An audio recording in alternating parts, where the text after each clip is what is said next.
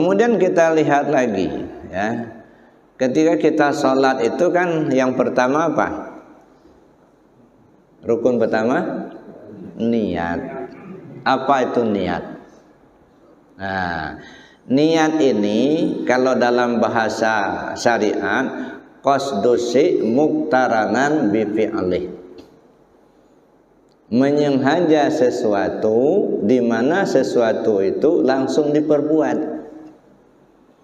Nah, karena sholat kita itu awal mulanya kan takbir, sebab secara definisi yang disebut sholat itu ad-du'a muftatahatum bitakbir wa muhtamatamatum bitaslim bisyara'itin wa arkanin maksusah. Jadi sekumpulan doa yang diawali dengan takbir, disudahi dengan salam dengan syarat rukun yang tertentu. Jadi awal mula sholat itu takbir. Sedangkan niat tadi apa?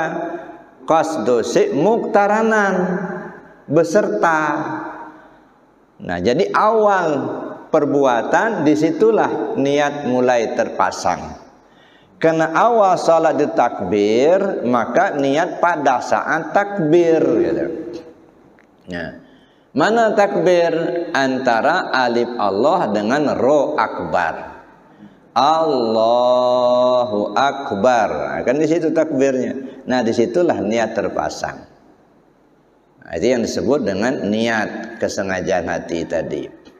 Makanya di dalam kajian fikih, gitu ya, yang namanya niat ini, muqaranah ini ada empat macam. Ada yang disebut dengan urfiyah, muqaranah urfiyah. Ada yang disebut dengan muqaranah tujziyah. Ada yang muqaranah bastiyah. Ada yang disebut muqaranah kamaliyah. Jadi empat. Ya, jadi muqaranah niat itu ada empat. Pertama disebut urfiyah. Urfiyah itu apa? Urfiyah itu kebiasaan, adat, ya, biasa. Apa itu? Biasanya kalau kita turun dari rumah itu sudah punya maksud. Mau kemana Pak? Mau ke masjid. Kenapa masjid? Mau sholat. Jadi turun dari rumah, keluar rumah sudah punya niat mau sholat. Itu disebut muqaranah urfiyah. Itu belum menjadi niat rukun. Ya dah, maka disebut belum rukun itu. Maka disebut urfiyah. Itu satu. Yang kedua ada muqaranah tujziyah, melampaui. Ya, setelah selesai Allahu akbar, selesai takbir baru berniat. Ini namanya tujziyah, melampaui, ya. Nah, oleh dua-duanya ini dikategorikan tidak sah. Kalau niat yang dipasang hanya ini, itu tidak sah. Kenapa? Yang pertama sebelum takbir, yang kedua sesudah takbir. Sedangkan niat itu bersamaan dengan takbir. Maka disebutlah muqaranah bastiyah. Nah, muqaranah bastiyah ini mulai dari alif Allah sampai dengan ro akbar. Allahu akbar. Nah, selesai gitu. Jadi enggak bisa sebelumnya dan tidak boleh sesudahnya gitu. Nah, maka niat yang menjadi rukun tadi niat bastiyah di pertengahan. Apakah di pangkal, di tengah atau di ujung terserah, tapi masih dalam koridor alif Allah dan ro akbar, ya. Allahu akbar. Nah, makanya seringkali orang memahami niat di tingkat ini ucapan hati. Nah, kalau ucapan hati, nah disinilah kadang-kadang takbirnya berulang-ulang, Pak, karena nggak selesai. Sengaja aku salat maghrib 3 rakaat mengikut imam tunai karena Allah Ta'ala. Allah, nggak selesai, belum tamat. Ulang lagi, Allah, belum juga. Ujung-ujungnya muter, Allah Akbar. Masya Allah. Nah kenapa? Karena diterjemahkan. Sekarang kita paham niat itu apa? Lintasan hati. Nggak usah diterjemahkan. Kalau terjemahkan ngaji gitu itu. Nah, contohnya Bapak Ibu tadi dari rumah udah niat kan mau datang ke masjid. Iya. Mau niat datang ke masjid mau salat subuh. Apa waktu keluar rumah tadi Bapak Ibu berdiri dulu di pintu, sengaja aku keluar rumah berjalan kaki ke masjid mau salat subuh apa begitu? Enggak kan? Udah terlintas saja di hati. Kita mandi, wudu, pakai baju, berangkat.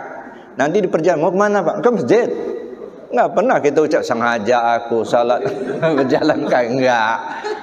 Nah di sini memahami niat itu yang kadang-kadang kita keliru, Pak. Itu satu ya. Jadi niat itu bukan menterjemahkan usolli fardhal maghribi salasa rakaatin mustaqbil qiblati adaan ma'muman lillahi ta'ala.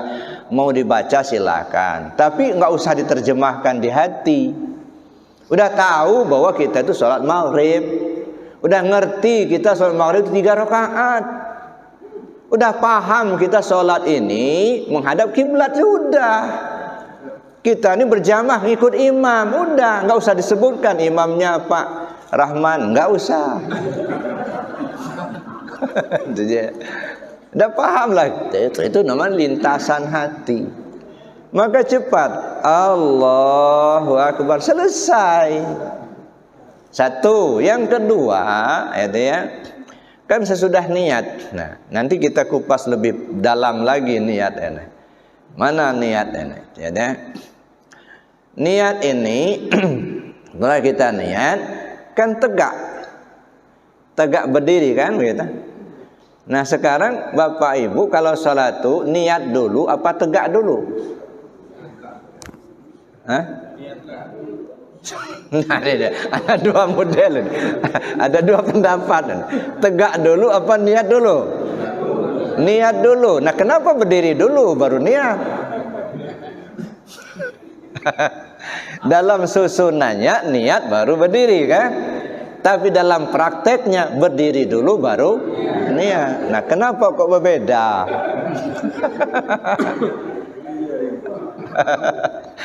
Dalam susunannya itu niat dulu. Nah, baca aja fikih manapun tetap rukun sholat itu pertama niat.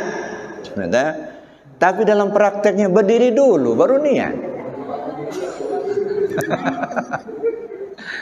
Kenapa bisa begitu? Karena niat ini berlaku untuk semua sholat, baik salat fardu maupun salat sunat. Itu berlaku kepada semua sholat. Tapi kalau berdiri hanya wajib bagi sholat fardu. Nah, kan gitu. Walaupun Bapak Ibu sanggup berdiri, tapi mau lakukan sholat sunat ini, bandiah maghrib misalnya, malas berdirinya, sudah duduk aja, nggak apa-apa. Jadi berdiri itu hanya wajib bagi sholat fardu. Kalau sholat sunat, walaupun sanggup berdiri, boleh duduk. Ya, cuman pahalanya separuh. Itu aja. Ibu-ibu malas berdirinya sholat sunat isya, ba'da isya misalnya. Ya, setelah selesai isya, kita mau sholat sunat, tapi capek, malas berdiri, ya udah duduk aja, nggak apa-apa. Separuh ada banyak. Gitu. Makanya niat dulu baru berdiri. Karena niat ini wajib bagi semua salat, sedangkan berdiri hanya wajib bagi salat fardu saja.